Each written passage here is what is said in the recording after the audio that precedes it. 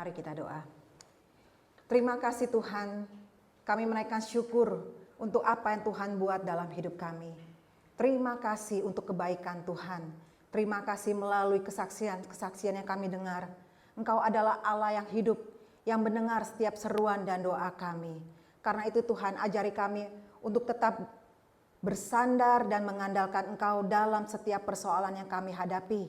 Karena kami tahu Tuhan, di dalam Engkau ada jalan keluar. Di dalam Engkau ada kekuatan. Karena itu kami mau berserah penuh kepadamu. Saat ini Tuhan, kami mau lagi belajar akan kebenaran firman-Mu. Biarlah Engkau memberkati setiap kami semua yang ada di tempat ini maupun yang ada di rumah. Untuk lagi semakin iman kami bertumbuh di dalam kebenaran akan firman-Mu. Berkati hamba-Mu ini juga yang akan menyampaikan dan yang dipercayakan oleh Tuhan untuk mengajar. Biarlah melalui pengajaran dan pelajaran pada malam hari ini, kami semakin mengerti akan kehendak-Mu. Di dalam nama Tuhan Yesus, kami berdoa dan mengucap syukur kepada Bapa di surga. Amin. Selamat malam semuanya, sekali lagi apa kabar? Baik, puji Tuhan. Saudara, tema yang saya bawakan pada malam hari ini adalah cinta kasih menurut Alkitab. Kita masuk dalam diskusi, ada 3 pertanyaan. Yang pertama, apa artinya cinta menurut pandangan orang-orang dunia? Ada yang bisa jawab? Apa artinya cinta? Pasti semua pernah mengalaminya. Arti cinta menurut pandangan orang dunia, cinta itu pertama buta. Kenapa saudara cinta itu buta? Karena bisa membuat orang menjadi kompromi, bisa melakukan dosa. Contohnya, karena cinta orang bisa meninggalkan imannya. Karena cinta orang bisa meninggalkan pasangannya. Karena cinta orang bisa berbuat kejahatan. Dan karena cinta, kalau saudara ikutin ke ibadah hari Minggu sore, Pak Calvin, orang bisa jadi bodoh. Semua karena cinta. Berarti apa? Cinta itu buta. Bisa membuat orang jadi bodoh. Bisa jadi orang bisa meninggalkan imannya. Semua karena cinta. Cinta menurut pandangan orang dunia, apalagi selain cinta itu buta. Selain cinta itu buta adalah cinta itu nafsu menurut pandangan orang dunia. Kenapa saudara? Karena banyak orang mengatasnamakan cinta, mereka melampiaskan nafsu bejatnya. Banyak orang melakukan hubungan badan di luar pernikahan, akhirnya hamil dengan mengatasnamakan karena kami sama-sama cinta. Cinta itu nafsu. Pandangan dunia lainnya lagi, cinta itu apa?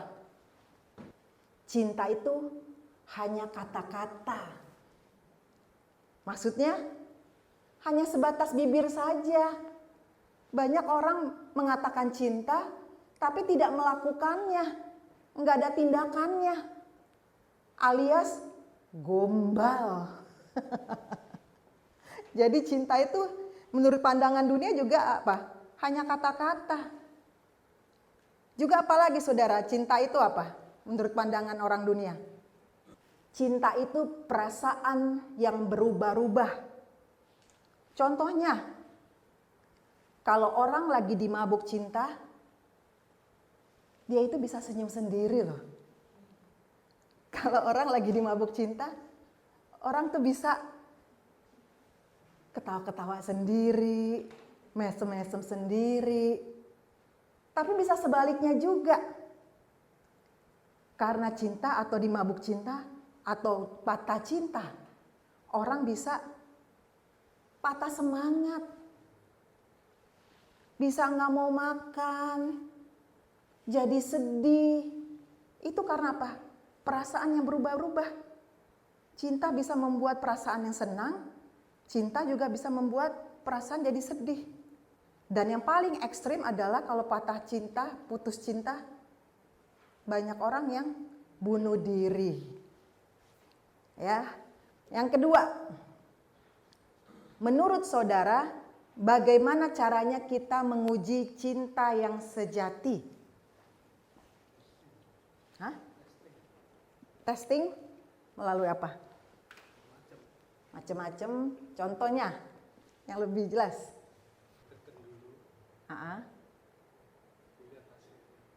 Oke, ditekan dulu, dilihat hasilnya. Apakah itu? Oke, saya maksudnya ngerti ya. Maksudnya Pak Humphrey adalah cinta itu bisa diuji melalui keadaan atau situasi. Ya kan? Saudara, kalau situasi atau keadaan saudara baik, saudara banyak duit, sehat, usahanya maju, semuanya bagus, banyak orang bisa mengasihi saudara, banyak orang bisa mencintai saudara. Tapi kalau keadaan saudara, usaha gak maju-maju, sakit-sakitan, gak sembuh-sembuh, gak punya duit, gak ada kerjaan, cinta itu bisa diuji. Apakah pasangan saudara sungguh-sungguh mencintai saudara? Jadi cinta itu bisa diuji melalui keadaan atau situasi. Seperti maksudnya Pak Humphrey, ditekan dulu atau dites, baru bisa kelihatan ya Pak Humphrey. Oke. Dan yang ketiga, ada yang mengatakan bahwa hukum saling memberi dan menerima adalah kunci sukses untuk membangun pernikahan yang bahagia. Apakah saudara setuju? Karena saya belum menikah, saya mau minta pendapat yang sudah menikah dan yang pasangannya ada di sini. Saya mau tanya Ibu Nina. Bu Nina, apakah Ibu Nina setuju bahwa hukum saling memberi dan menerima adalah kunci sukses untuk membangun pernikahan yang bahagia? Memberi dan menerima, iya. Setuju? Setuju. Kurang keras Bu Nina, pakai ini kali ya. Setuju. Bisa berikan contohnya, sharing sedikit Bu Nina. Ya, contohnya yang sekarang ini kelihatan. Saya kan sakit. Dulu saya nggak sakit. Saya mandiri, tapi juga suami saya tetap perhatian. Itu juga setelah saya sakit, dia malah membuktikan jadi perkawinan. Lalu saya juga sebagai istri, walaupun dalam keadaan yang terbatas, saya juga memperhatikan suami. Dengan perhatian saya itu, selain kadang-kadang kita juga mesti ingatkan dia dalam pekerjaannya, supaya dia juga berhati-hati. Oke. Lalu saya juga tahu dia orang yang paling suka kalau makan harus selalu ada kuah. Oh, oke. Itu kebiasaan dia. Jadi saya selalu juga memikirkan hal itu. Kalau makan, dia paling suka sayur dan yang modelnya berkuah-kuah.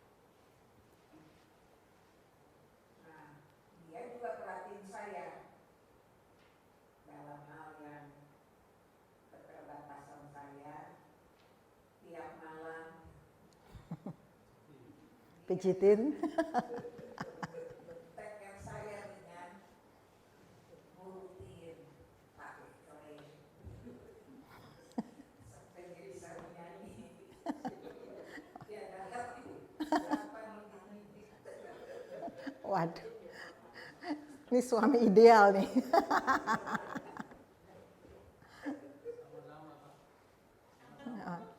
Oh sama ya? Oke. Dan itu bukan sehari 2 hari, bertahun-tahun. Wow. Dia nggak pernah bosan. Kadang-kadang saya lupa dia ingetin. Boleh juga nih.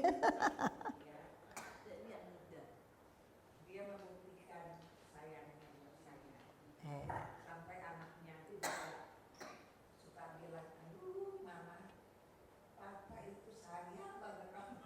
Puji Tuhan.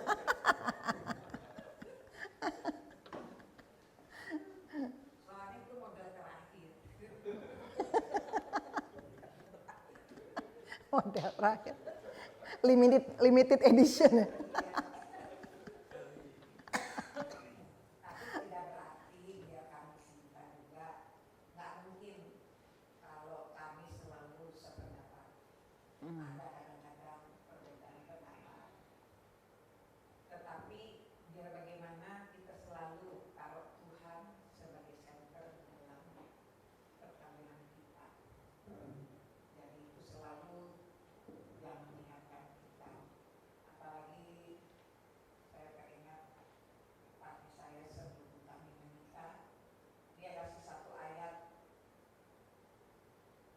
jangan marah sampai matahari terbenam.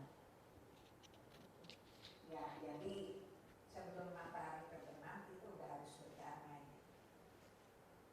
Ya, itu yang kita pegang. Mengasihi dan Oke. Thank you Bu Nina untuk sharingnya. Saudara, kita masuk di dalam pembacaan Alkitab. 1 Korintus 13 ayat yang keempat sampai ayat yang ke-8a. Kita baca sama-sama, 1, 2, 3. Kasih itu sabar, kasih itu murah hati, ia tidak cemburu, ia tidak memegahkan diri dan tidak sombong. Ia tidak melakukan yang tidak sopan dan tidak mencari keuntungan diri sendiri. Ia tidak pemarah dan tidak menyimpan kesalahan orang lain.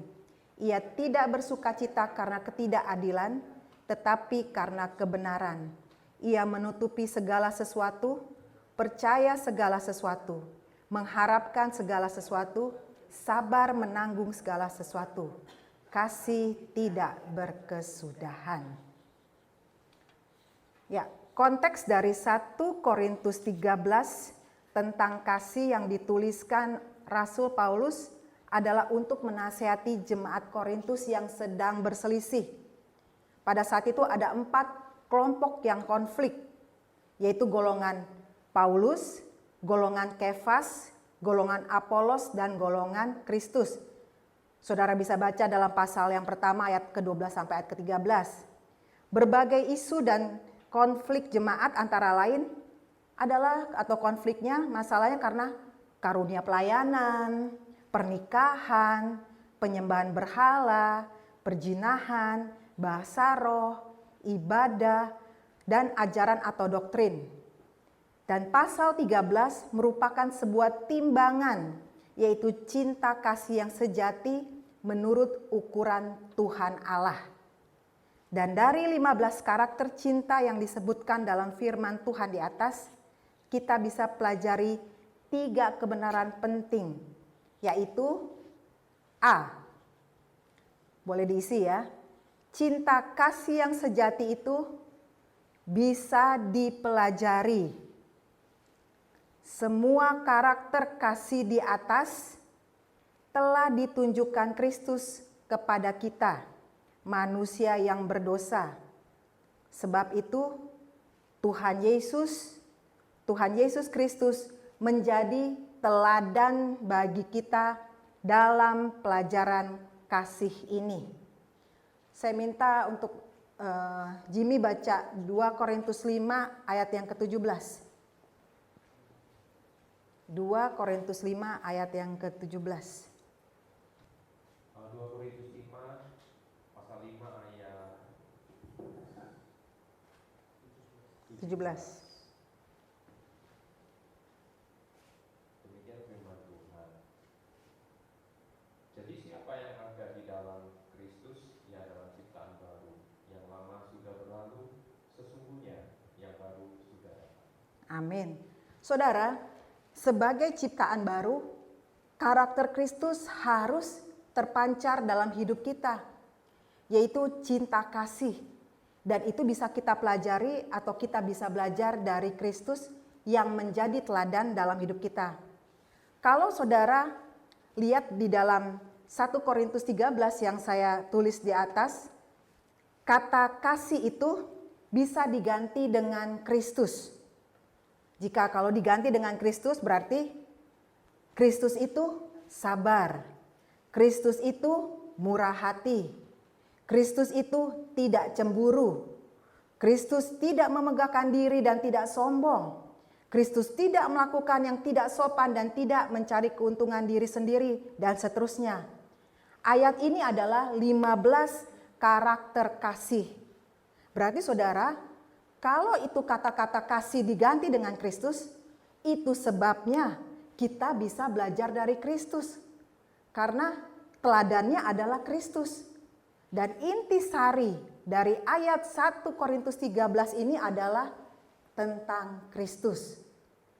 Berarti Kristuslah yang menjadi teladan bagi kita.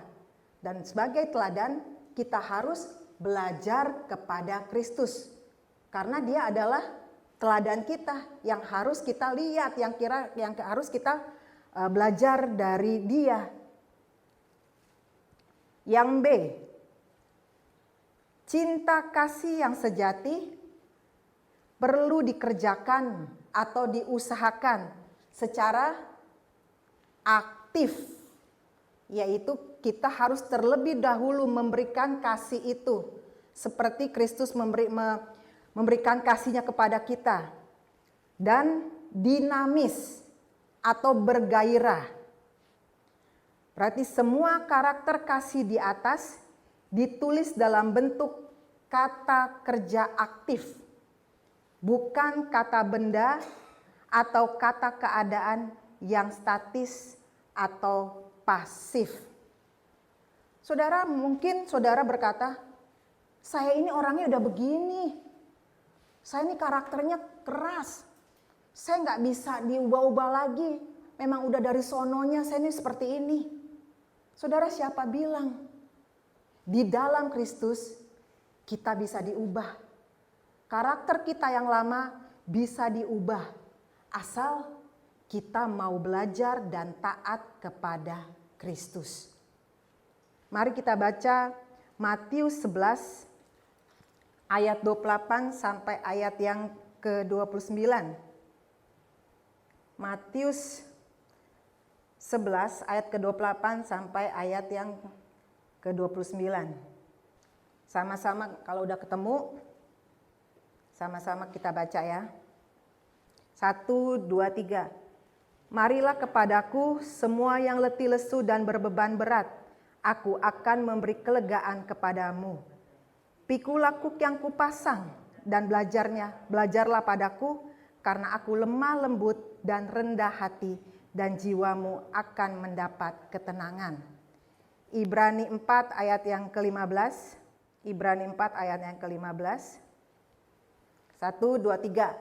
Sebab imam besar yang kita punya bukanlah imam besar yang tidak dapat turut merasakan kelemahan-kelemahan kita. Sebaliknya sama dengan kita. Ia telah dicobai, hanya tidak berbuat dosa. Saudara, ketika kita datang kepada Kristus dalam setiap pergumulan, dalam setiap kelemahan dan masalah kita, maka Kristus akan memberikan cinta kasih-Nya kepada kita. Yang C, cinta kasih yang sejati memiliki nilai kekekalan. Perhatikan ayat yang ke-8a yang menyatakan kasih itu tidak berkesudahan. Artinya saudara, kekal selama-lamanya. Rasul Paulus menulis di 1 Korintus 13 ayat ke-13 dikatakan hanya tinggal 3 hal, yaitu iman, pengharapan, dan kasih. Dan yang paling besar di antaranya adalah kasih. Kenapa? Sebab iman akan berhenti, harap akan berakhir. Hanya cinta kasih yang bersifat kekal selama-lamanya. Saudara, iman kepada Kristus dan pengharapan kita kepada Kristus itu hanya kita butuhkan pada saat kita berada di dunia. Waktu kita berada di surga, kita udah gak membutuhkan itu lagi. Tapi cinta kasih yang bersifat kekal itulah yang bisa kita bawa ke surga. Seperti mengampuni, berkorban, setia, rendah hati. Semua cinta kasih itu sifatnya kekal. Berarti itulah yang bisa kita bawa ke hadapan Tuhan, yaitu ke sorga. Ya, untuk berikutnya aplikasi masa kini. Apakah saudara sudah menerima cinta kasih yang sejati dari Kristus? Bila belum, jangan tunda. Terimalah dia sekarang juga. Bila sudah, belajarlah mengasihi dengan kasih Kristus yang saudara terima. Yaitu yang saya sebutkan di atas, cinta kasih yang rela mengampuni, cinta kasih yang rela berkorban, cinta kasih yang rendah hati, cinta kasih yang setia, aktif, dinamis, tidak egois, dan tanpa pamrih.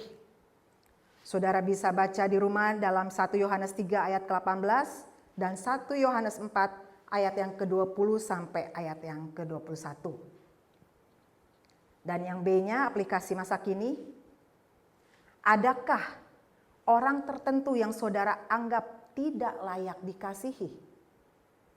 Atau seseorang yang tidak bisa saudara ampuni kesalahannya? Atau saudara sulit mengasihinya? Mari saudara, mulailah mendoakan dirinya, memohon berkat baginya, lalu mintalah kekuatan dari Kristus untuk melakukan sesuatu yang konkret baginya.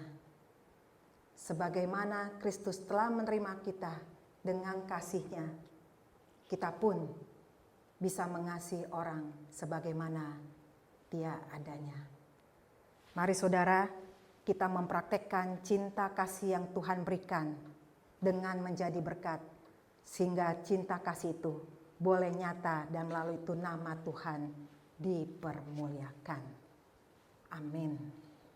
Allah kuasa melakukan segala perkara. Allahku Maha Kuasa. Dia ciptakan seisi dunia, atur segala masa. Allahku Maha Kuasa.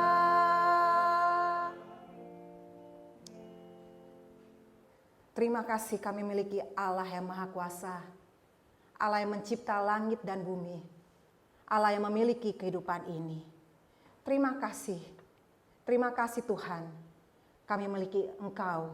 Karena itu kami ingin membawa setiap pergumulan dan masalah yang kami hadapi ke dalam tangan pimpinan kasih Tuhan. Saat ini Tuhan, sebagai tubuh Kristus, kami ingin mendoakan saudara-saudara kami yang membutuhkan doa, yang saat ini mereka sedang sakit Tuhan. Engkau tahu setiap anak-anak Tuhan yang mengalami pergumulan, yang mengalami sakit. kami berdoa saat ini, bersama-sama kami membawa nama-nama mereka ke dalam tangan-Mu. Kami berdoa Tuhan untuk Pak Sulaiman, temannya Ibu Tuti, di mana kami telah mendengar banyak kemajuan yang telah Tuhan buat untuknya. Karena itu Tuhan, pemulihan selanjutnya kami serahkan ke dalam tangan pimpinan kasih-Mu. Juga kami serahkan Pak Ridwan Samiaji di dalam pemulihan operasi lututnya. Terima kasih Tuhan telah menolong operasinya boleh berjalan dengan baik. Karena itu biarlah pemulihan yang sempurna Tuhan berikan kepadanya. Melalui ini, Dr. Iwan boleh melihat pertolongan Tuhan yang nyata untuk hidupnya. Juga kami mau berdoa Tuhan untuk Ibu Nina dalam persiapan surgery bladdernya. Tuhan menolong dia dalam persiapan operasinya. Tuhan persiapkan segala sesuatunya Tuhan. Sehingga pada saat operasi akan berlangsung, Ibu Nina disiapkan. Dan kami akan melihat pertolongan Tuhan untuk Ibu Nina terjadi bagi hidupnya. Sehingga melalui hidupnya lagi, Tuhan ditinggikan dan diagungkan. Berkati setiap tim dokter maupun semua peralatan yang akan dipakai. Melalui itu juga Ibu Nina boleh disembuhkan. Juga kami bersyukur Tuhan untuk Ibu Lismore. Kami mendengar banyak pemulihan yang Tuhan telah kerjakan. Karena itu biarlah kami serahkan pemulihan selanjutnya dari Ibu Lismore ke dalam tangan pimpinan kasih Tuhan. Tolong dia untuk semakin lagi mengandalkan Tuhan. Bahwa Tuhan Yesus yang dia sembah adalah Tuhan yang tidak pernah meninggalkannya. Terima kasih Bapa. Juga kami mau berdoa Tuhan untuk remaja kami Arthur Palar.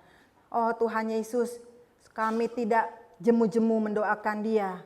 Karena kami tahu cara dan waktu Tuhanlah yang terbaik. Sebagai manusia, ajari kami untuk tetap punya iman. Tetap berharap kepada Tuhan. Bahwa waktu yang terbaiklah yang akan Tuhan kerjakan untuk remaja kami Arthur Palar. Juga kami mau berdoa Tuhan untuk Rina Porum, untuk pemulihan kesehatan pasca operasi. Biarlah Tuhan bekerja sehingga melalui itu juga Tuhan Yesus ditinggikan dan diagungkan. Juga kami serahkan untuk mamanya Hegel dalam pemulihan kesehatannya di Texas. Oh Tuhan Yesus, biarlah Engkau memberkati mamanya Hegel di sana.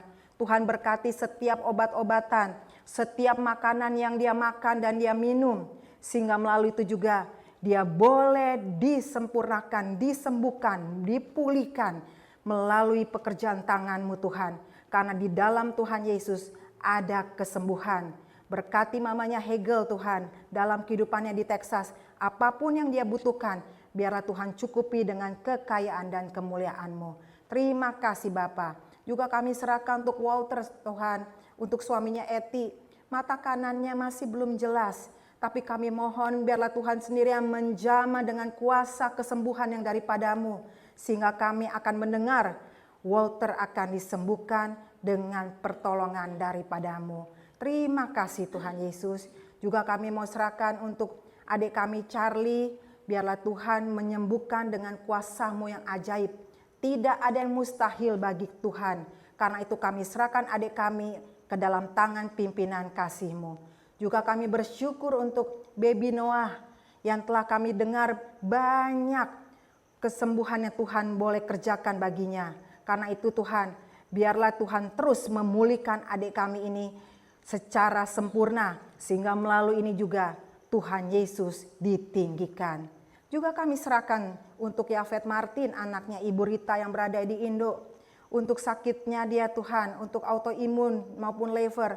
Oh Tuhan Yesus, biarlah Kau menjamah Yafet Martin. Sehingga dia boleh disembuhkan dan melalui itu juga dia boleh melihat bahwa Tuhan Yesus adalah Tuhan di atas segala dokter. Bahwa Engkau mampu melakukan yang tidak dapat dilakukan oleh manusia. Terima kasih Bapa. Juga kami serahkan untuk mamanya Ramona di Indonesia, untuk Tante Oni di Indonesia, untuk Ibu Liao Oichun, untuk papanya Putri. Juga kami juga serahkan untuk papanya Ira di Indonesia. Juga kami mau berdoa secara khusus untuk Tante Lucy Tuhan, yang saat ini terserang sakit di bagian perutnya. Oh Tuhan Yesus, kami bersatu hati bersama-sama di tempat ini di dalam nama Tuhan Yesus. Biarlah Kau jamah Tante Lucy dan Kau berikan kesembuhan secara sempurna. Terima kasih Bapa, terima kasih. Kami serahkan untuk para senior kami. Kami menyebut nama mereka satu persatu.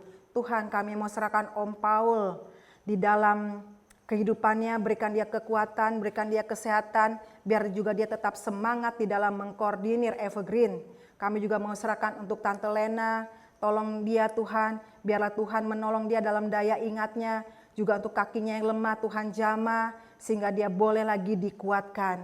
Juga kami serahkan untuk Tante Isya, Tante Ita, Tante Aiwati, Tante Sumi, Tante Nelly, Ci Iren, Ci Rosetin, Ci Eti, Om Budi Pualamsyah, Pak Harili, Ibu Silviali, dan juga kami serahkan untuk Pak Hamfri dan Ibu Silvi. Terima kasih Tuhan untuk para senior kami. Biarlah Tuhan memberkati setiap senior kami. Berikan mereka sukacita, berikan mereka kekuatan ekstra, khususnya di udara yang dingin ini. Biarlah Tuhan yang memberikan kesehatan yang sempurna, juga diberikan kekuatan ekstra, sehingga mereka boleh melewati hari-harinya bersama dengan Tuhan. Secara khusus Tuhan, hari ini kami bersyukur di mana Tuhan telah menambahkan 1 tahun umur untuk Ibu Sylvia. Terima kasih Tuhan, terima kasih untuk kebaikan yang telah Tuhan tunjukkan dalam hidupnya. Biarlah Kau memberkati Ibu Sylvia ini, pakai hidupnya semakin lagi boleh menjadi berkat melalui gereja Tuhan yang Kau tempatkan dia di gereja ini. Nama-Mu dipermuliakan melalui hidup dia. Juga bersama dengan Pak Hamfri, jadikan mereka pelayan-pelayan yang sungguh setia dan semakin mengasihi Tuhan. Terima kasih Bapa. Juga kami serahkan untuk Pak Indra Kartawinata dalam pemulihan punggungnya. Biarlah Tuhan menjamah dan memberikan kesembuhan secara sempurna. Pada akhirnya juga Tuhan, kami mau serahkan untuk setiap anak, mantu, cucu dari para senior kami. Biarlah mereka menjadi anak, mantu, dan cucu yang takut akan Tuhan, yang hormat akan orang tua, dan memelihara orang tua dengan baik dan penuh kasih. Terima kasih Tuhan Yesus. Saat ini kami juga serahkan untuk negara Indonesia. Kami berdoa Tuhan, biarlah Kau memberikan kestabilan politik dalam negara Indonesia, juga untuk kestabilan ekonomi, keamanan, khususnya dalam masa kampanye pemilu yang akan diadakan 14 Februari nanti. Tuhan kami rindu, biarlah pemimpin yang terpilih nanti adalah pemimpin yang sungguh mengasihi Tuhan, sungguh memikirkan kepentingan rakyat Indonesia dan kesejahteraan dari bangsa Indonesia. Juga kami serahkan untuk negara ini Tuhan, negara Amerika. Kami rindu Amerika ada kebangunan rohani dan moral, khususnya pertobatan dari kaum liberal.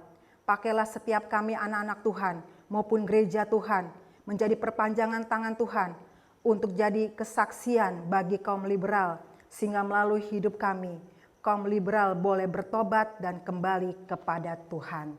Terima kasih Tuhan Yesus. Juga kami serahkan untuk pekabaran Injil di seluruh dunia.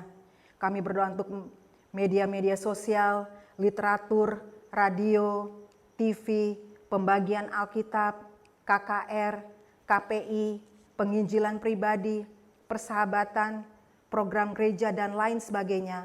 Tuhan memberkati semua media sosial ini sehingga Injil boleh disebarluaskan, sehingga boleh banyak jiwa boleh dibawa kepada Tuhan.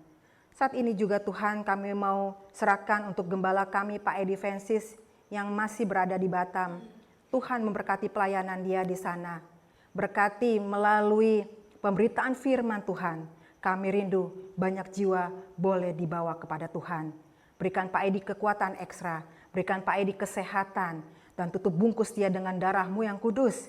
Setiap usaha-usaha iblis kami patahkan di dalam nama Tuhan Yesus.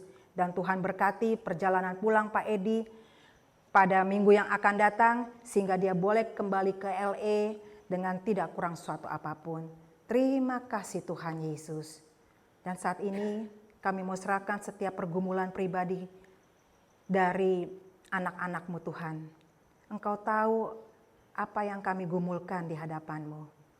Ada yang mencari pekerjaan, ada yang berdoa mengenai status, ada yang berdoa mengenai teman hidup, keluarga, sekolah, karier, bisnis, dan lain sebagainya. Tuhan, Engkau tahu. Oh Tuhan Yesus, dengarlah setiap pergumulan anak-anak-Mu, dan biarlah Kau jawab sesuai dengan cara dan waktu Tuhan. Dan ajari kami untuk beriman bahwa Tuhan Yesus akan memberikan yang terbaik bagi kami. Terima kasih Tuhan. Saat ini kami mau berdiam diri di hadapan-Mu. Mungkin ada pergumulan yang kami ingin naikkan kepada Tuhan, yang tidak dapat kami sharingkan di hadapan manusia.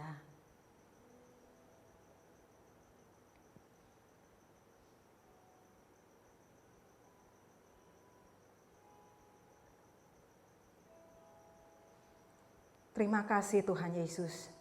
Kami percaya Engkau hadir di tempat ini dan Engkau mendengar setiap seruan dan doa kami. Dan tolong kami untuk tetap beriman bahwa Tuhan kami adalah Tuhan yang hidup, yang mendengar dan akan menjawab setiap doa-doa kami. Kami percayakan hidup kami ke depan ke dalam tangan pimpinan kasih Tuhan.